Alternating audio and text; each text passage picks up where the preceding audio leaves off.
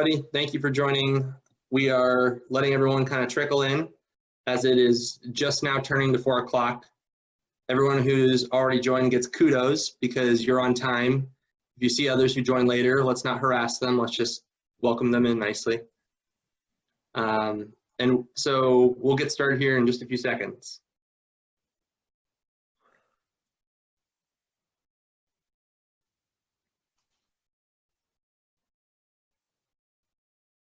All right, I'm still seeing people trickle in, and out of respect for everyone who's joined already, let's get started because I'm sure, as we've seen, there's quite a high level of interest in the topics that will be presented today.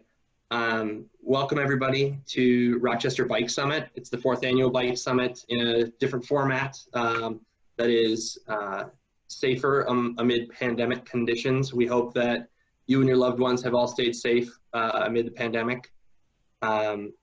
I'm Matt, I'm from We Bike Rochester, and we are a chapter of the Bicycle Alliance of Minnesota, also known as Bike MN. And if you're not already a member of Bike MN, we would strongly encourage you to join because a lot of the bicycling advocacy work, education work, and encouragement for ridership that's done across the state is led by Bike MN and inspires both you, the cyclist, but also other organizations that foster safe and fun cycling experiences across the state. So please consider joining as a member. You'll be a local member of We Bike Rochester as well as a Bike MN. Today, everyone's going to be joining us in a muted state, and then we're going to ask that you please stay muted so that we can respectfully allow presentations to take place. But there will be a Q&A session after the presentations for about 20 minutes. And if you'd please find on the lower window of your Zoom program, you can see there's a chat option. If you open that up, you can type in questions that we will get to eventually, and I'll be the moderator for those. So please feel free to just type your questions, and we'll make sure to ask those of Gary and Michael. Please remember also there's a photo contest on the ride after today, so join the Skype conversation. I'll drop the link in there at the end of the presentation. Add your photo of your favorite art sculpture in Rochester, and it'll be another way for you to win some awesome prizes. Many of those prizes are thanks to our very generous sponsors. These sponsors support our work in advocacy, education, and ridership to normalize bicycling in Rochester. And without their support, we wouldn't be able to put on Bike Summit every year like we have. And we also see tremendous community support for just building that bike community that's been becoming stronger and stronger in Rochester. So we wanted to share a very profound thank you to AARP, QBP, My Bike Guy, Bicycle Sports, Rochester Cycling, Eric's Bike, Board and Ski, Uptown Pilates, Old Abe Coffee Company, Grey Duck Theater and Coffee House, Little Thistle, and Cafe Steam. Thank you to all of our sponsors. And we encourage everyone on today's call to please support these sponsors, especially by biking there and buying goods and services from these staples in our community. They really are what help. They show that they cared about cycling by sponsoring We Bike Rochester's activities and programming throughout the year. So we'd ask that you please share that love right back with them and go visit them. So first, we'll be hearing from Gary Neumann. He's the retired assistant city administrator of the city of Rochester. And then we'll be hearing from Michael O'Connor, president of Rochester Active Sports Club. So that'll be the two segments we have today. And with that, we'll get started. And I will hand it over to Gary Neumann, retired assistant city administrator for the city of Rochester, who will share a bit about the flood control project. All right, Gary, go ahead and take it away. Thank you, Matt. I worked for the city from 1982 to 2018. And actually the flood project got started in the planning and design stage before I was on board, but I know some of that history, so I will bring that up. We'll look at some maps first, and then we'll talk about the flood history, and then how do the trailways fit into it. This is a picture from the 1978 flood. The flood actually was higher than this. This is after the peak already went through. This is by Silver Lake Dam. You notice you cannot see Silver Lake Dam. It's by the Silver Lake Shopping Center and the Northbrook Shopping Center. Obviously, the 1978 flood was the worst of quite a number of floods the city had. This is a map Paul Klaus of We Bike did for me. He's got a couple of them in here. to explain the project. The flood control project starts north of 37th Street on the top of the slide, up by the wastewater treatment plant.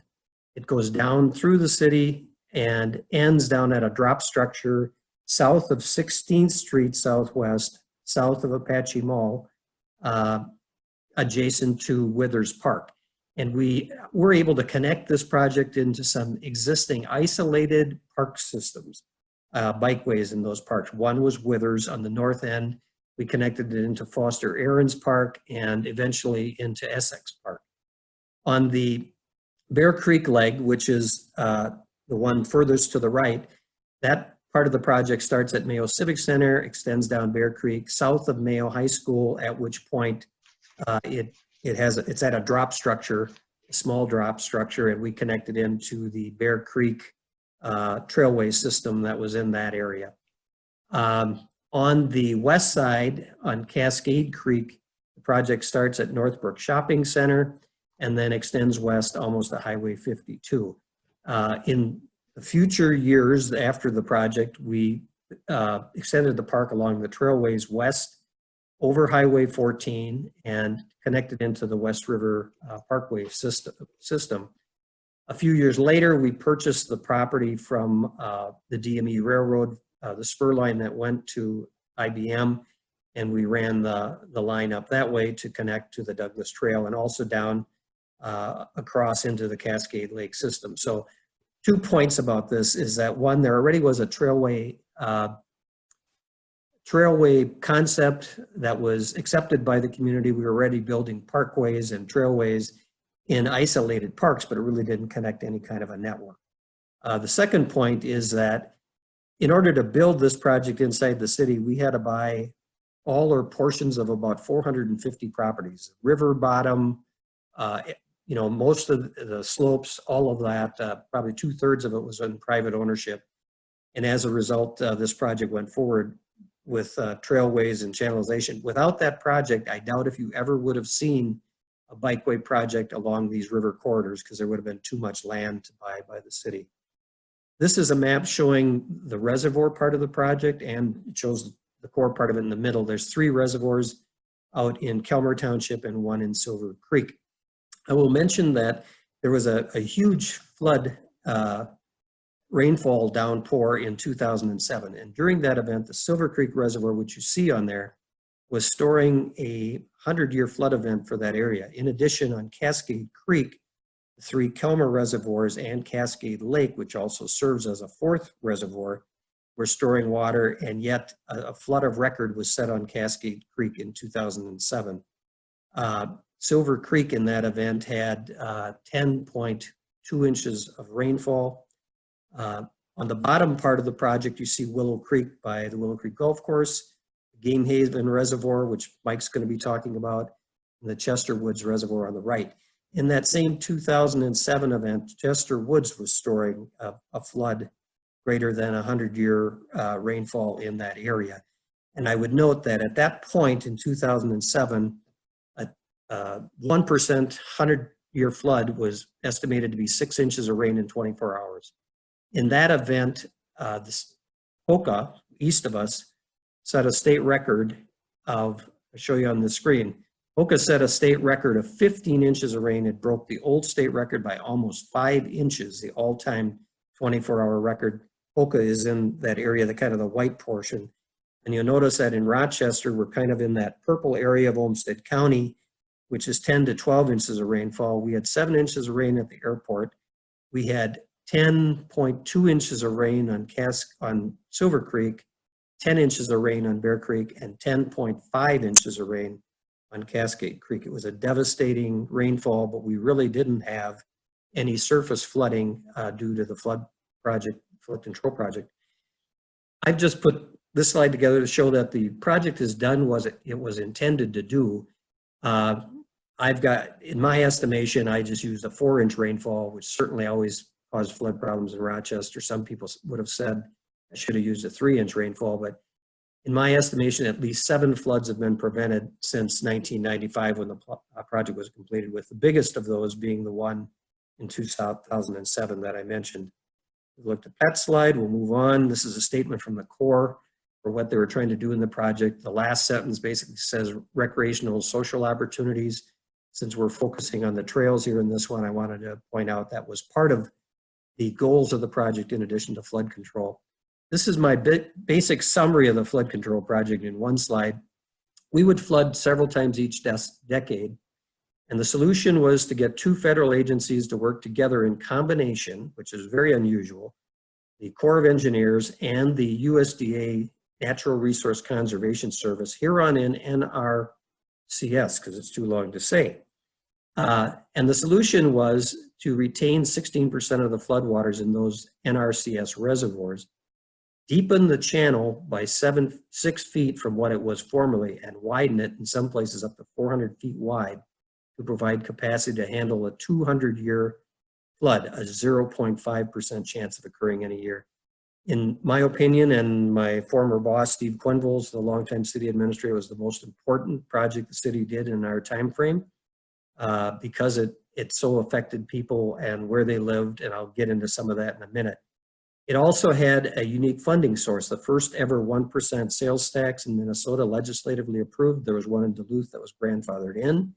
But at that time, when we first did that, the sales tax in Rochester, they were outlawed in Minnesota. You had to go to the legislature to get specific approval. But they recommended that, Steve and Paul Utesh, our finance director, did, to avoid a 20% increase in property taxes for 20 years.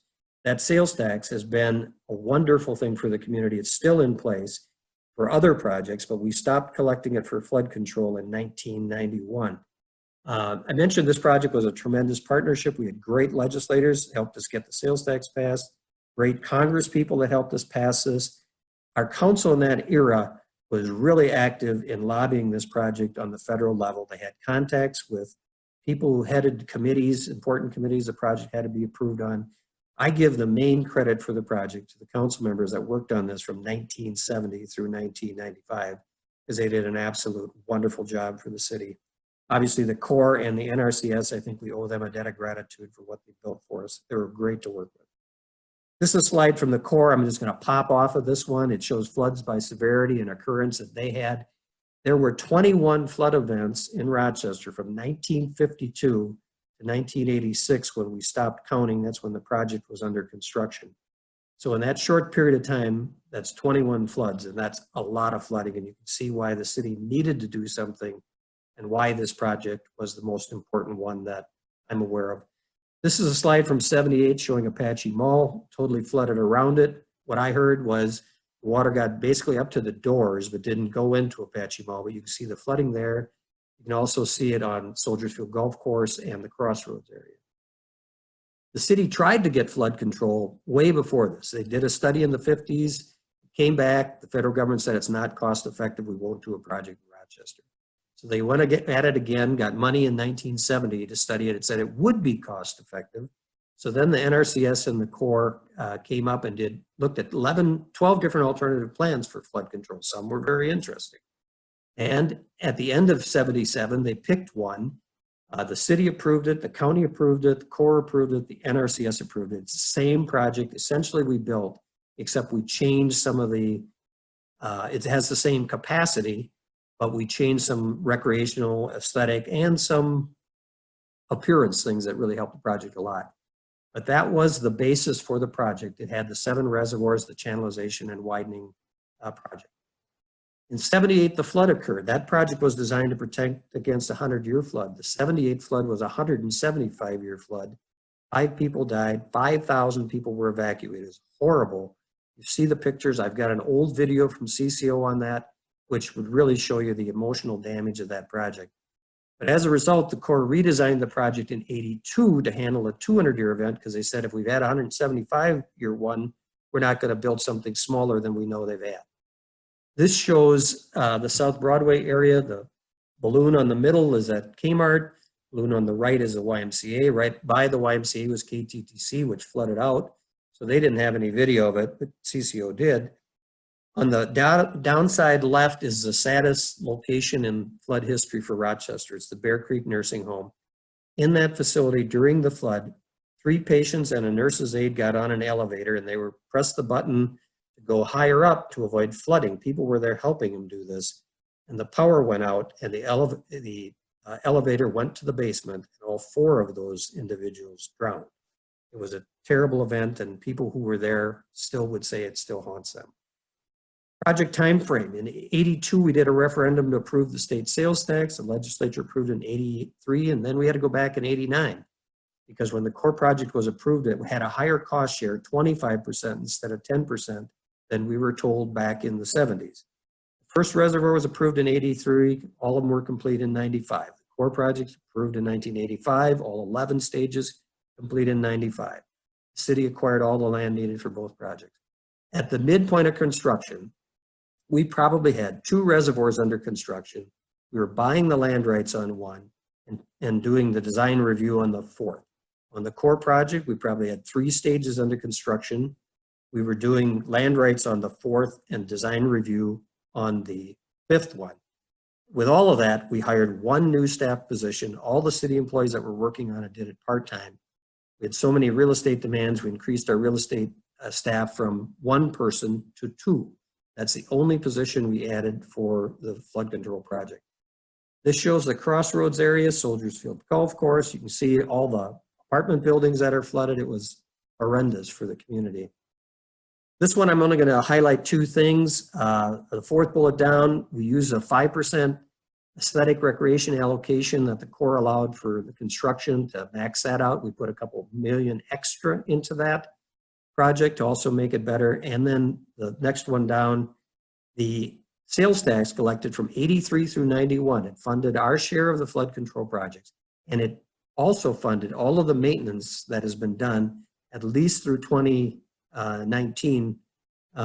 I left the city. I'm assuming they're still doing it, but I'm not working there, so I don't know what they're doing now. This one shows the Civic Center. It had 5 feet of water back in 78.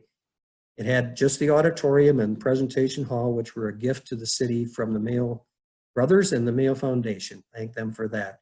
The referendum also provided $16 million for the new arena that was built there. So that was a 2-purpose referendum that was held. The key success factors, we had great local and area support from the 77 studies. They did a lot of public input. The 78 flood, as horrible as it was, it provided us with a videotape and pictures to show people, and it sold the project in the state capitol and in Washington. Our local elected officials, I've mentioned, they were terrific lobbyists in the federal level, some of the less so on the state level because our state legislators took care of that. We had congressional leaders and legislators that really helped us a lot on the project. I'd give you all their names, but it would take too long. Had tremendous work by the Corps and the NRCS staff, and we had sufficient funding to not just do a bare bones project, but do a little better than we would have done had we not had that funding source. The reservoir project, I'm going to cover it in 1 slide. The reservoirs are designed and constructed by the federal NRCS. They did that. The South Zumbro Watershed Joint Powers Board was a local government sponsor. That's a partnership of the city, Olmsted County, and the Olmsted Soil and Water Conservation District. They approved the acquisitions. The city staff did the work on the acquisitions for all those sites. We acquired 2,500 acres at 7 sites, including Chester Woods. We made 2 significant changes from the 1977 plans. The plan said we should only buy land in fee at Chester Woods, and the rest we'd do it by easement. That didn't seem to make a lot of sense to us because we didn't know how we'd maintain things on easement lands.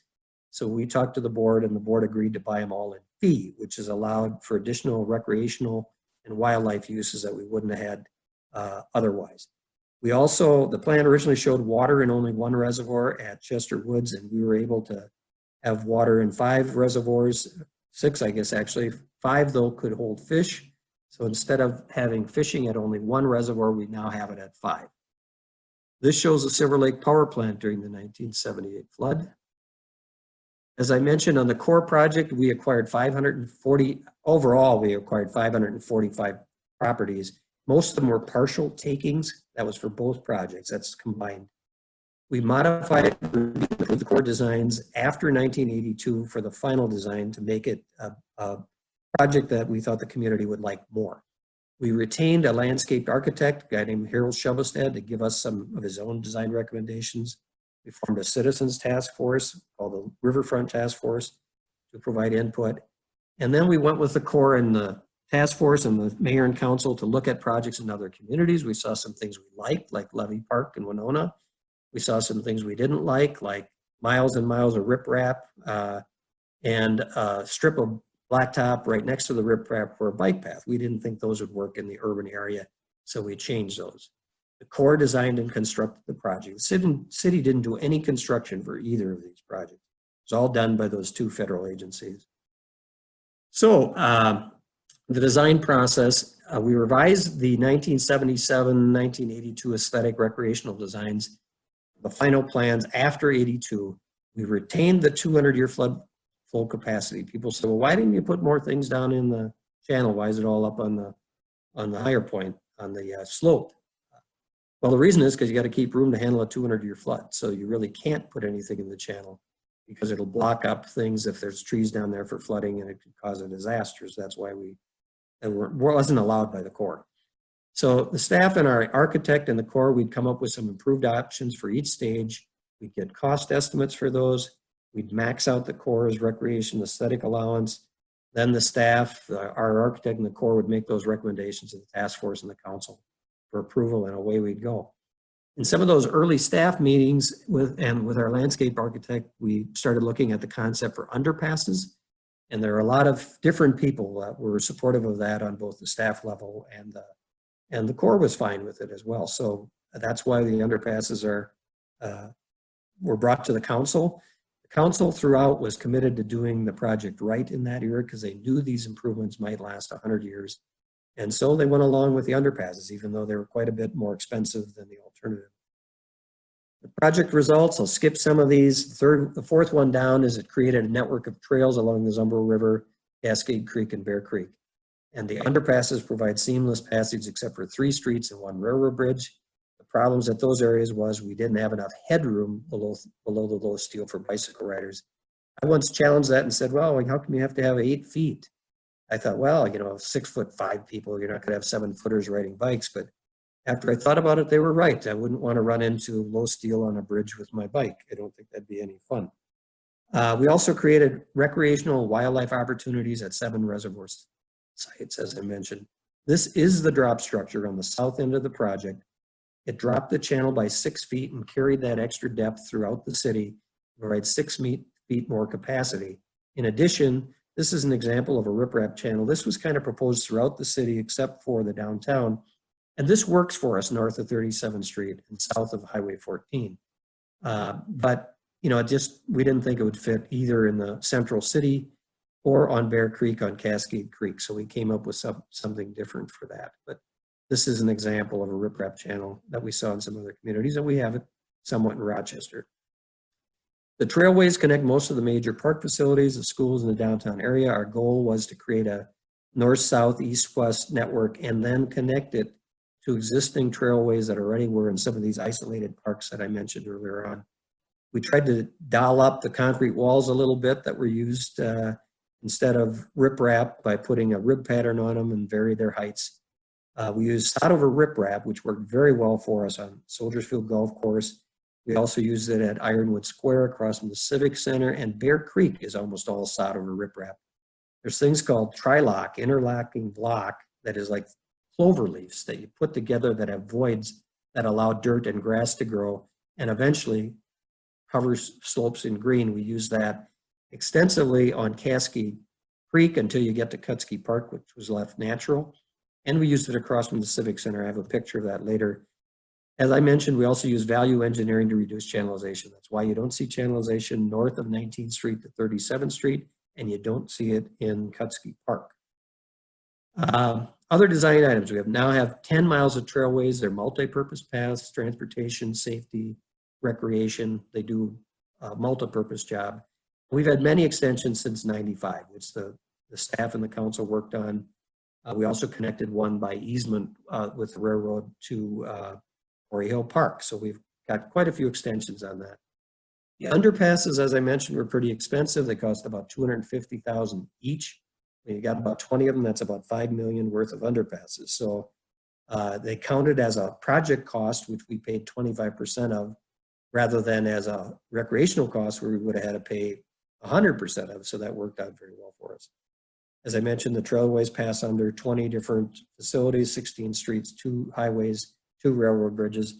I should note I'm doing a lot of this on recollection. I may be off one bridge or so or 2, but close enough for government work, as they say.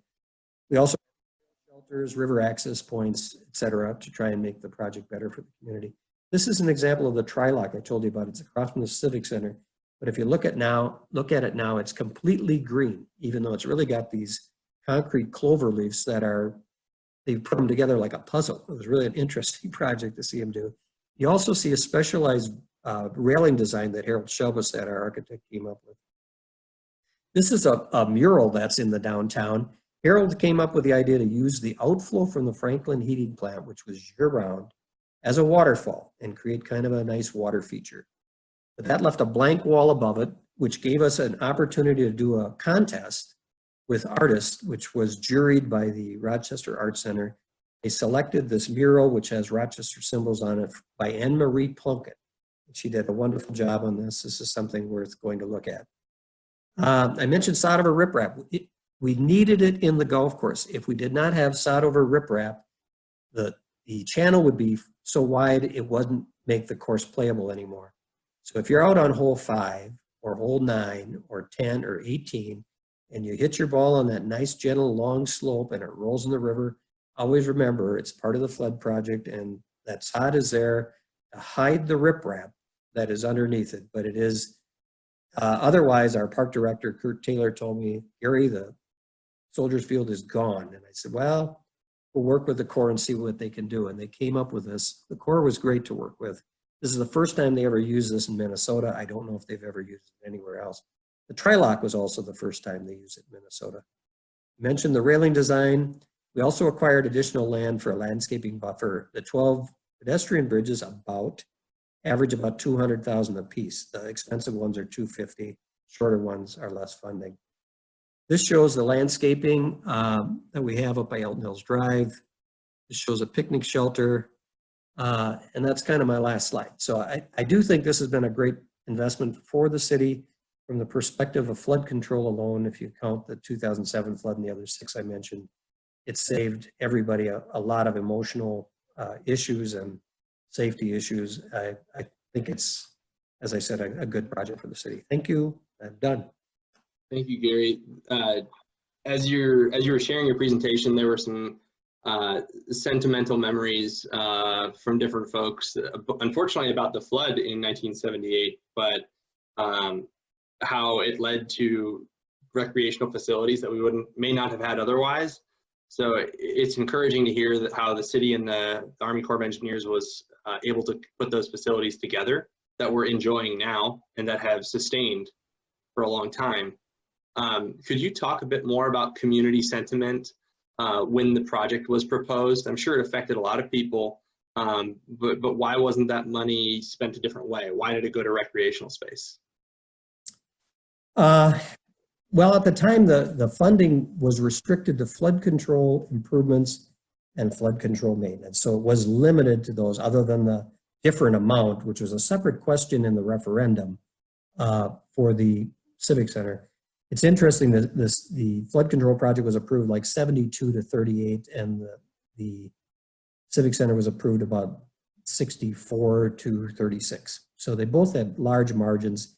It's a big community effort. So it was restricted. The council restricted the question to these because they knew if they did not, they were not going to have enough money to fund the flood control project. And as I mentioned, when the Congress threw us a curveball by changing the cost sharing when it was finally approved several years after the referendum, we had to go back to the legislature and get approval again for some additional money. Okay, thank you.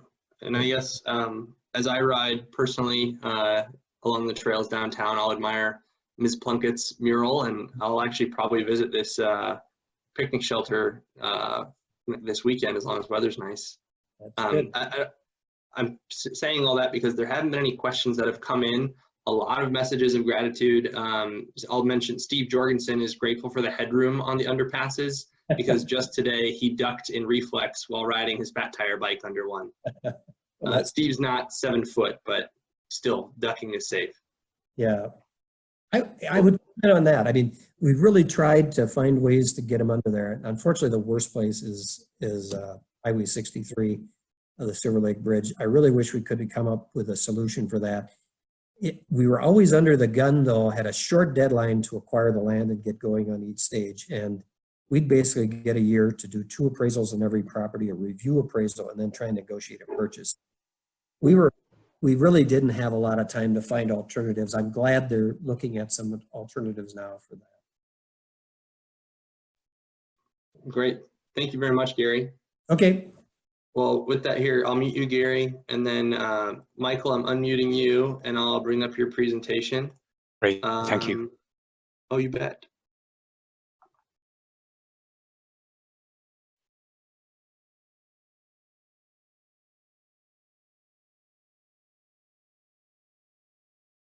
All right. Michael, can you see your slides up now? Yep, I can. Yep, Perfect. that's perfect. Great, So thank with you. that, I'll turn it over to Michael O'Connor. He's president of Rochester Active Sports Club, and he'll share a bit more on the work that RASC is doing in our community that benefits a lot of us active outdoor enthusiasts. So thank you very much, Michael. Actually, Mike, you can be the next slide. So what I'd like to do is, starting off, just maybe give you some background to RASC, because it's a rather unusual organization. We started it about 20 years ago. In fact, actually, this is the 20-year anniversary. And before that, there had been some ski clubs and bike clubs in Rochester, but none of them ever had any longevity. And they'd be there for 3 or 4 years, and then whoever started it up would get fed up and quit and go away. And what we realized is that a lot of the people who bike in summer ski in winter and vice versa. So we said, well, let's make a club that has everything in it, biking and skiing, and maybe that'll have a chance of success. So that's what we did. We created it in the year 2000. We also wanted to try and encourage young kids to get involved, particularly in skiing. At the time I set it up, I was one of the fastest skiers in Rochester. I was in my 40s. That's a really sad state of affairs. If you're in your 40s and you are the fastest skiers, it means your sport's dying. So we set it up as a 501c3 organization, so we could run things like ski programs. So at this point in time, we have a membership of about 600 skiers and bikers and mountain bikers and flat tire bikers. I should give you the next slide, Matt. So just kind of gives you a breakdown of all the different groups within, oops, the other way, that's it. Within the club. So we've got a road biking committee that organize bike rides on the Mondays and Wednesdays from bicycle sports and other locations, and weekend rides. There's a whole group that manage the trails in the mountain bike trails in Eastwood and Game Haven in terms of new trail work and trail design. There's two other large groups that manage the Quarry Hill and Essex Park trails. One thing that we were fortunate to do was we were able to work very closely with the Rochester Park and Rec, with Mike Nigber and people like that. So we actually did a lot of the work in these parks under agreement with the Park and Rec department. We also have, coming out of this club, as I said, one of the things we recognized at the beginning was that we didn't have very many kids involved in these sports, and we started off a Nordic ski team, which now has about 150 kids in it. And there's a Rochester mountain bike team, which has about 70 or 80 kids in it. So the club has kind of grown. It started off really as road biking and Nordic skiing. We used to organize criteria and some road races, but it pretty much has morphed into more of a community effort to build up the trail systems and the resources for the public to use for both winter and summer for skiing and biking. Can you give me the next slide, please? So this gives you the road biking group that a lot of you will be very familiar with. They go on Mondays and Wednesdays, and they've got different groups for people with different abilities in terms of their cycling speed. And they also have a lot of weekend rides. Obviously, with COVID-19, unfortunately, that's kind of come to a halt this year. And you're kind of on your own if you go out on your bike, but that's okay. We'll get back to that. So next slide. Okay, so Game Haven is the biggest project that the club has got involved in. We wanted to make this a winter-summer sports park, And one of the fortunate things about it, coming from the flood control project, is that that land really hadn't been designated for anything else. And quite often when you get involved in trying to create something in a park like that, there are a lot of other people that had been there before and had ideas of what they wanted to do. But Game Haven was kind of brand new. So we had the opportunity to get in there and say, we'd like to make this a winter summer sports park. And the master plan was worked on with Mike Nigber from the Park and Rec and with Jeff Robertson and a few others from RASC. And a lot of work went into that project. And it's gone in for legacy funding several times into the state of Minnesota. At this point in time, we've probably gotten several $1 million, but some of this was to purchase land that you see up in the upper left corner there. And now they're going to be putting in a road coming in that same area. There'll be a road coming into the park with a parking lot in the upper left corner of where you see where the park is. That'll be to the west of the lake. And that work is going to start this summer, I believe. In the meantime, we got permission to begin to develop mountain bike trails. So for the last few years, there's been thousands of volunteer hours have gone into developing the mountain bike trail system in Game Haven. This year, the club signed an agreement with the city and with the Park and Rec that we would raise $150,000 in funds to support snowmaking in the park. So the idea is that we want to have the ability to have man-made snow for Nordic skiing in the wintertime. So the eventual plan for the park is that it would have extensive mountain bike trails. In the wintertime, it would have Nordic skiing and would have a terrain park, so for ski boards. And we also want, Mike, if you can give me the next slide, there's a plan in there to have a bike trail, a paved bike trail going around the park. The overall project, I think, is in the order of $10 to $15 million. So we've been working away piecemeal at this, going to the legacy funding every so often to try and get a little bit more. And I think the eventual project probably won't get finished for another 5 years.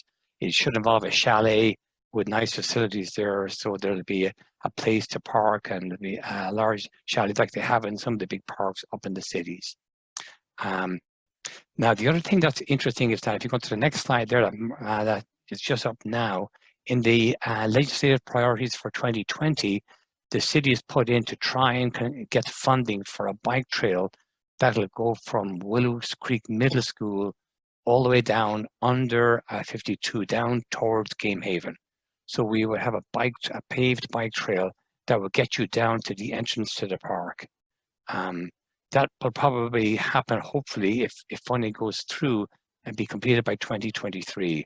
I don't know if we have the bike trail in the park done at that point in time, but that's the goal. So that at least will allow people to cycle all the way down to Game Haven, and then hopefully I'll be able to access the amenities in the park at that point in time.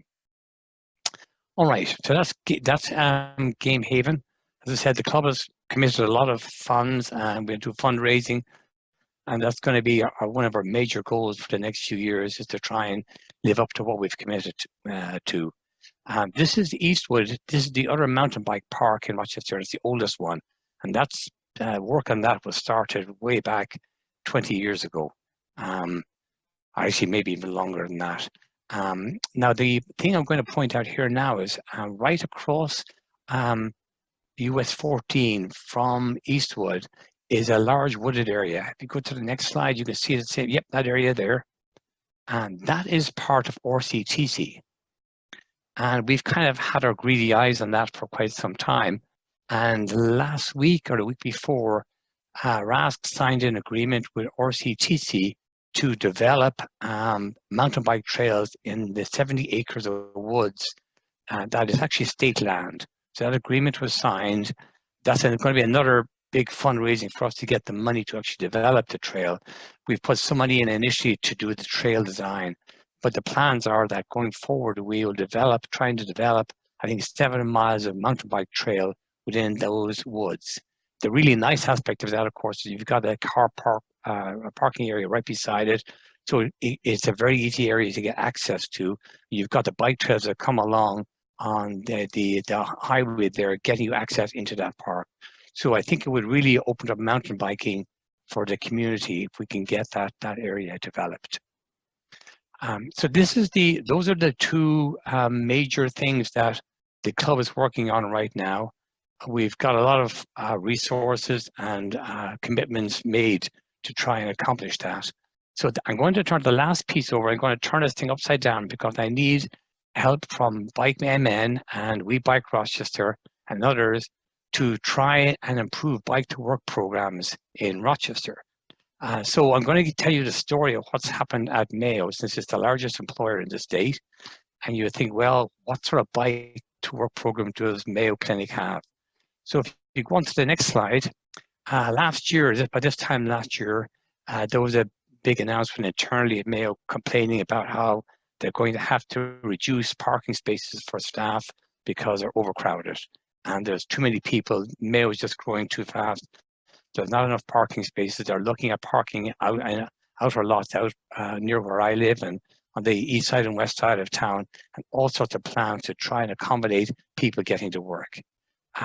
What we wanted to do was, of course, have people bike to work. And so the next slide shows, at that time, Mayo's bike to work facility. That was it. A few bike racks stuck on the pavement.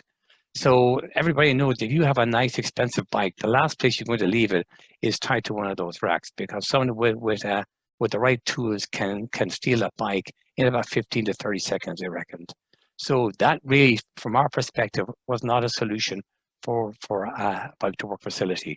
I've been fortunate for the last 20, 30 years at Mayo that there was an old building called the Colony Motel where there was locker facilities and showers in the basement. And we've been allowed to use it for many years, and that closed down about a year and a half ago. So now we're trying to persuade Mayo to develop a proper bike to work facility. If you look at the next slide, this is Discovery Square.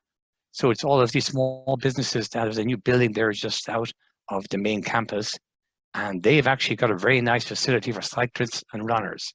So there's showers and lockers, so you can come in, change into good clothes, have a shower, clean up, and be presentable to your colleagues at work. So next slide. So if you look at what we need to be able to persuade people to bike to work, we need a safe storage place for the bike. We need locker facilities, we need shower facilities. We need safe bike routes, and that already is going to happen. We know from the DMC presentation that they are developing a lot of new bike routes that will connect the bike trails into systems in downtown, so you can safely bike into work. The people who say, well, I don't know if I've got the energy to bike in, well, now you've got e-bikes, so they can, when that little hill comes up, they've got the bike, the battery to help them get up the hill. So it begins to take away a lot of the reasons why not to bike to work. So next slide. So internally, Paul Klaus and myself and others tried at Mayo. I did 2 requests to present to the Mayo Parking Committee, and they were both rejected. They view us as kind of like the fringe element, these loonies who want to bike to work. So we got nowhere with them. We did manage to get in front of the officers and councillors.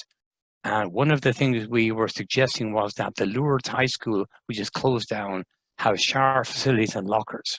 Bingo, you've got it there just sitting unused. At this point, we haven't got any approval or willingness from Mayo to do anything about this or to use that.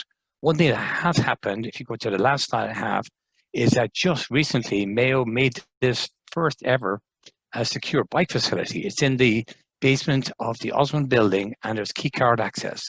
So you can bring a bike in, lock it in there if you wish, but the only access to it is key card, and there is a monitors there that allows them to monitor who goes in, who goes out. So I think at this point, my question to everybody else on this would be, is it possible to get a consortium together to go back to Mayo and say, guys, it makes economic sense to develop a proper bike to work facility. It's the largest employer in the state of Minnesota. It should, for God's sake, have a bike to work facility. It doesn't. All it has at this point is, well, the furthest we've got is a secure locked facility. But I think if you have showers and lockers, it really does open up the possibility for a lot of people to bike to work. We looked at the down in Abraham, but that's overcrowded, and we've talked to those people and they said there's no capacity there. So it does require some movement from Mayo to try and do something constructive in this area. And now, whether it's Lourdes, whether it's something else, I don't know. But I think if RASC and Bike MN and We Bike Rochester came back, and DMC came back to the leadership at Mayo, knowing that they're parking crunch, and come up with a proposal, we may be able to get some traction that would really increase the number of people who could bike to work. And if you do that, you increase the use of the trails, and the whole thing would begin to build on itself, and that will allow other businesses and other people to bike to work that are not currently doing it. So at that point, I'll stop and happy to answer any questions. Thank you very much, Michael. Yes, questions have trickled in. As you were talking about the some of the end of trip facilities in some of the images you showed, for example, here in Discovery Square. Discovery Square is a LEED certified, LEED certified facility that has end of trip facilities for multimodal transportation users. And a lot of the new construction that we hope to see will take on this certification, because it does encourage that next wave of employees and the influx of population we expect to have different ways of getting to work than being car reliant. And this is not an anti-car campaign, of course. It is simply, we can't fit more cars in the downtown core. We can't fit single passenger vehicles with one person inside, all getting into one area of Rochester at the very same time. So that's where we're trying to attempt. How can we offer some of those to take the burden off of our thoroughfares? So really, that's kind of the position that WeBike has taken and what we'd hope to advocate for. And your call for a coalition to build that case for an exemplary employer in the area, such as Mayo, we are more than willing to work with RASC, and I'm sure Bike MN, who's had experience in working with 3M and Reuters and other significant employers in the metro area, would be happy to. I don't mean to speak for Bike MN staff, but I know Dorian's shared his interest in leading that or collaborating on that as well. I think what would be useful as well is, I know people have mentioned the cost of a parking space in downtown Rochester as being of the order of $30,000 to $40,000. So if you think about it, if you can replace one level of the Damon ramp, one of these parking ramps, with a facility like this, the payback is enormous. Certainly. And I'm a person who I used to wear a suit 5 days a week, and I rode my bike every day, every weekday of the year to get to and from work. So it's possible to do it even wearing professional dress, and I'm happy to be a case study and speak to that, of course, with the means to do so. Of course, I had all my gear. So there's a comment there from Mike Wojcik saying that the cost of a ramp spot is about $50K. So I think the economics should make sense to Mayo. I think the problem is we probably didn't get to the right groups. The parking committee is very focused on where do we put the cars, and when some cyclist comes along and says, how about us? we don't get a lot of traction. Right. And thank you, Michael, for your insight. And a few questions were about the Mayo parking facilities for bikes and how they are key card access, and if the showers or other end of trip amenities might be open to more than simply Mayo Clinic employees. And for everyone who's asking questions about those facilities, and DMC and the City of Rochester presented in first session of Bike Summit, and you'll be able to see that on YouTube just by visiting our channel.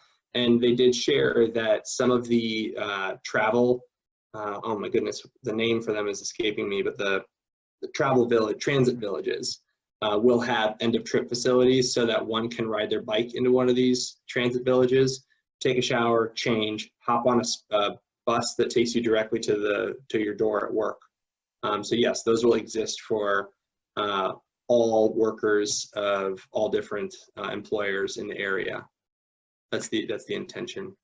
One thing I didn't mention, Matt, is there is bike lockers on the 3rd Street parking area, I believe. These are these big green lockers called Bike Spot that people can rent. Well, I think they've all been rented out. They got gobbled up fairly fast. So it's kind of a nice indication that there is need for something like that. Absolutely, they do get gobbled up very fast. Thanks to loonies such as Steve Jorgensen, who biked to work for 36 years and used the YMCA and then the Dan Abram Healthy Living Center to clean up before going in. So those facilities do exist, and you're right, Michael, it shows that demand. There was discussion of a cycling center at a new Discovery Square ramp that Michael Wojcik will check the status on. And Michael, if we don't have an answer in 5 minutes, we're all going to be really ticked off. But he'll look into that, and I'm sure it'll get communicated to all of us in some way. Marty Cormack made the point that e-bikes make professional dress even more possible. If you're not exerting as much energy, you're not getting to work on an 80-degree day, doused in sweat. So yeah, that's a great point, Marty. And oh, wow, all right, Mr. Wojcik, he already heard back, and the project is on hold. Thank you, Michael. Michael O'Connor, would you please tell us a bit more about the RCTC RASC agreement for mountain bike? How do you anticipate the land will be used? Will it be open space to be used, or will it be privately monitored and have like admission or anything? No, this is all of the parks that we've worked on: Game Haven, Quarry Hill, Essex, Eastwood, and now RCTC would be open to the public. There is no charge, no fees. So the plan that this is state land, so it's not private land in that sense. And it took us a number of years to get the agreement. I think we just had to have the right administrator present. Currently, they're very interested in having us develop those trails. So the agreement was only signed literally about 2 weeks ago, I believe. I don't have the exact date, and they've already gone in with a team from the International Mountain Biking Association looking at the land to see how best to use it for mountain biking. So this will be open to the public. The idea is that this will be a public resource, very close to downtown, that you can get to on the bike trails, on your bike, get into the park, have fun on the trails there, and bike home again. Thank you. And when you mentioned getting to the park, there was a question about Game Haven. If 45th Street, that hard-packed gravel road just north of Game Haven, if that would get paved. Do you know that by chance? It depends. I showed you one of the previous slides. If you go back one or two, Matt, yeah, see that one there is, you see there's the yellow line that shows the initial proposal to go from Willow Creek out to Game Haven. Game Haven ends at the very end of the yellow line. The alternative line is the white one is an alternative route if the first one doesn't work. So it's not really a case of paving that gravel path. There will be a bike path along beside that will be paved, which is all we really care about. So you'll be able to bike out there. You won't be able to drive on a paved road, but you'll be able to bike out there on a paved trail. So that's okay. Yeah, it is. Thank you. And I noticed too the route that it takes, thankfully, avoids Simpson Hill. Simpson Road Southeast, you see down here. For those of us that aren't climbers or have e-bikes, you'll definitely appreciate that doesn't follow a large 250-foot elevated climb. You can get there pretty easily here. If you want to be wimpy, okay, all right, we'll give you that one. Yeah, whatever. Some of us don't have climbing bodies. Right. And Paul Claus made the comment that gravel bikers don't want to get their sports cars dusty. It's an astute observation, Paul. Thank you. I don't think you can fit a bike rack on the bike on the roof of a cabrio, but maybe you can. I'm sure there's a way. And then Tom asked, we have a Bike Amend. Oh, Tom mentioned we have a Bike Amend board meeting on Thursday, and he wanted to bring up the Bike to Work Coalition idea. So Tom Steen is a Bike Amend board member, and Tom, that would be very helpful, yes, to bring that up at the board meeting and what support Bike MN might be able to offer and coordinate with Michael O'Connor and WeBike to get that moving. Yes, please. That'd be Michael, great. That'd be your call is great. being answered. Great. Brett Osby commented, I want to thank Gary and Michael for all the work they have done to provide us excellent outdoor facilities for exercise, especially in COVID times. These are long-term investments that have paid off. And I think we can see that when you go out on these trails, when you go out in the community, you see more and more people being active. And it's because we have the space to do it. So thank you both for your work in these different areas. All right. With that, I don't see any other questions coming in. Like I mentioned, this will be recorded. So if you have friends that did not attend, please feel free to let them know it'll be on YouTube. We will get that link out in an email very soon. We did also want to share that we're going to have one more of our contests tonight. Starting tonight, you go to any of the Art for Trail sculptures in Rochester and take a picture with it, post it in the Skype conversation. I just dropped it in the chat window here. Every time you participate in one of these challenges, you'll have the opportunity to be entered into a drawing for some prizes from our wonderful sponsors.